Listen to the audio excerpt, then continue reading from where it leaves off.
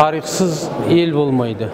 Біздің халқымыз тарихын енді түгендеп жатқан еліміз. Себебі кешегі кеңес заманында, оның аржағында патшалық, Ресей патшалық заманда тарихымызды зерттеуге мүмкіндік болмады. Еліміз тәуелсіздік алған кейін ғана өткен тарихымызды шынайы тұрғыдан зерттеуге мүмкіндік алды.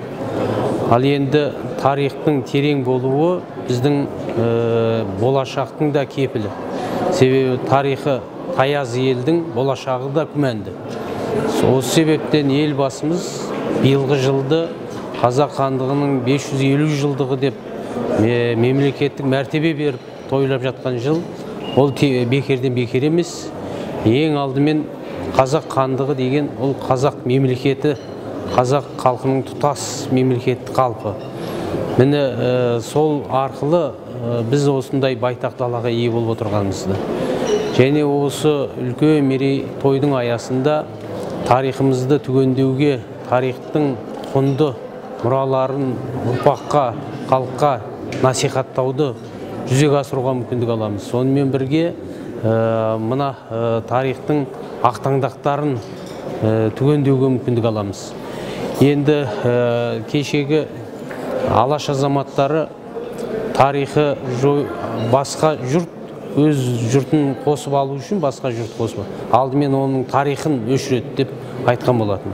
Шындығында да біздің тарихымыздың толық болмауы ол тәуелсіз ел еместік, тәуелсіз ел болмағандықтың салдарынан. Ал енді қазір тәуелсіздіктің арқасында түгендеп жатырмыз. Біз тарихымыз өте бай елміз. Енді бергі жағы хандық құрылысты айтып отырмыз. Оның арғы жағы түрік қағанаттары бар, тұран мемлекеттігі бар. Ол енді арғырап жалғасын табады деп ойлаймыз.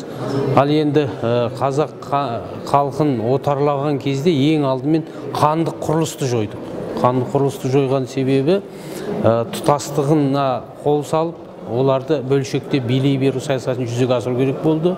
Шын мәнінде де хандық құрылыстың жойылуымен біздің күшіміз әлсіреді. Яғни аймақ-аймақ болып бөлініп, алдымен аға сұлтандық, одан кейін болыстық басқару жүйесіне көшкен кезде біз күшіміз әлсіреді және бөлшектендік. Ал енді сол қазақ хандығы болған кезеңде тұтас мемлекеттік деңгейге көтеріліп, мынау өз жерімізді жаңа жоңғар шапқыншылығынан, қалмақ шапқыншылығынан азат еттік. Яғни хандық құрылыс біздің тұтастығымызды, мынау байтақ жерімізді сақтап қалудың негізгі бір жүйесі болды. Сондықтан да соның бәрін зерттеп, бүгінгі өмірімізге өзі сабақ ретінде алып қарайтын болсақ, ол қазақ хандығынан да көп тағылымды танымды тұстар өте көп. Шындығында да біз мына хандық құрылысты жою арқылы жаңа бодан елге айналдық. Қазірде мінекей еліміздің егемендігін, тәуелсіздігін нығайту үшін халқымыздың тұтастығын, жаңа басқару жүйеміздің бірлігі өте қажеттігін осы көрсетіп отыр.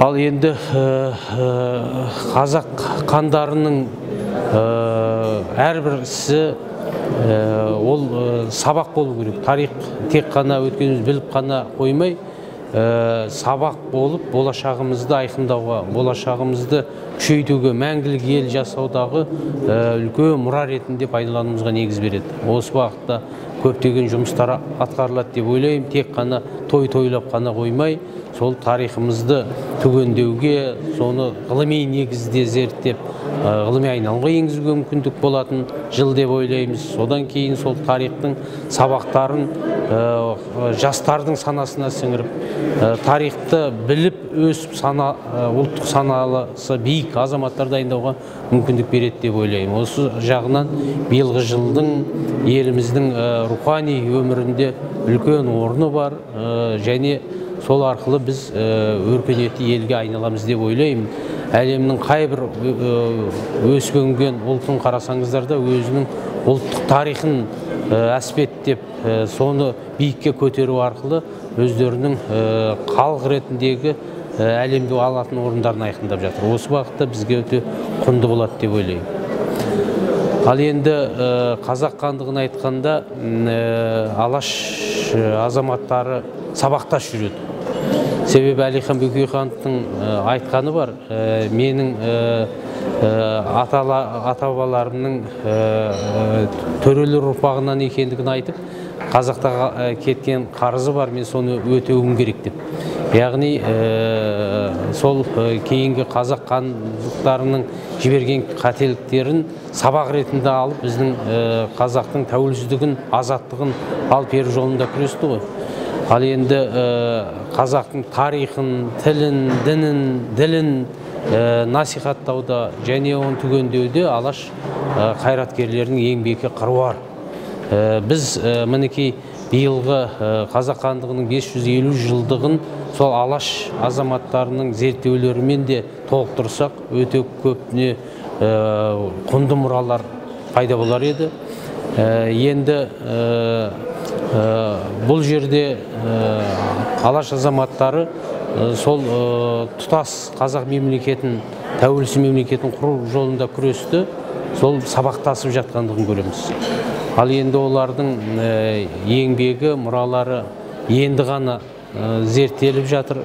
Көптеген мұралар жинақ болып шығып жатқанмен, енді соларды талдау, бағасын беру, олардың жаңағы ойларының, пікірлерінің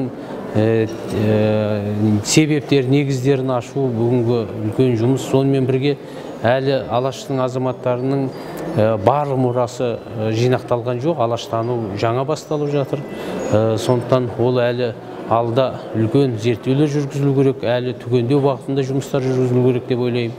Алаштың азаматтарының көсем сөзі, мынау газет журналдағы материалдары біраз жинақталды. Енді біз мынау беймәлім шығармаларын жинау, соларды ғылыми айналымға енгізу уақытында жұмысымызды жалғастырып жатырмыз. Енді бір ғана мысал келтірейік, ең алғашқы тәуелсіз газет Серке газеті дейміз, Үлфат газетінің қосымшасы болып шыққан. Ол Серке газетінің әлі біз түпнұсқасын тапқан жоқпыз. Немесе кешегі мына Бірлік туы, Жас азамат газеттерінің әлі жинағы қолымызға тиген жоқ. Осы мұраларды жинақтап, олардың еңбектерін кітап қылып ғылыми айналымға енгізсек, онда да өте құнды дүниелер мол деп санаймыз, және ол тарихымызды да түгендеуге, мынау ұлттық санамызды биіктетуге өзінің қызметін атқарады.